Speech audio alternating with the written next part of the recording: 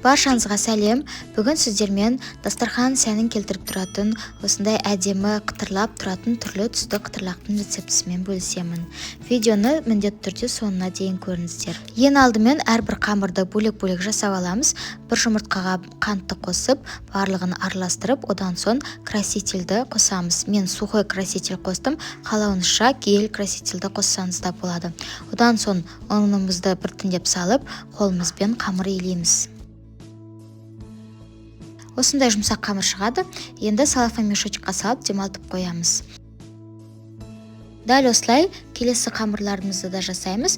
Ендігі қамырды мен жасыл түске боядым. Осы красительмен қолданар алдында бірінші қасықпен бұлғап алған жөн, өйткені қолды ластап алмасы үшін. Содан соң барып қолымызбен қамыр илеп аламыз. Осы бір жұмыртқадан шамамен 6-7 қытырлақ шығады. Келесі қамырға мен ешқандай краситель қоспадым, осы жұмыртқаны өзінің сарысымен иледім. Егер де сіздің жұмыртқаңыз сары болмаса, онда сәл ғана сары красительді қосып жіберсеңіздер болады. Мінекей осындай 3 түрлі түсті қамырымыз шықты. Енді барлығын бір-бірден жайып шығамыз. Қамырымызды жұқа етіп жаямыз. Міне көрсетілгенде осындай жұқа болуы керек. Енді осыларды барлығын осындай басы ирелек пышақпен кесіп шығамыз.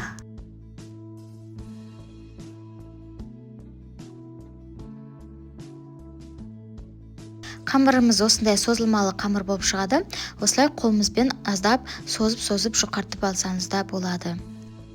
Енді майымызды жақсылап қыздырып алып, орташа отта осы қытырлақтарымызды вилкаға орап аламыз да, осындай видеодағыдай гүл тәріздес етіп, осылай айналдырып қуырып шығамыз. Бұл қытырлақтар өте тез дайын болады. Шамамен 1-2 минутта осылай барлығын жақсылап қуырып аламыз.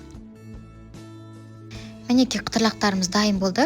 Енді өзіңіздің қалауыңызша бетін осылай қант ұнтағымен әдемілесеңіздер болады. Мінекей осындай үгітілі, дәмді болып дастархан сәнін келтіріп, осындай әдемі қытырлақтар шығады. Сіздерге видео ұнаса лайк басып, тіркеліп кетіңіздер. Сау болыңыздар.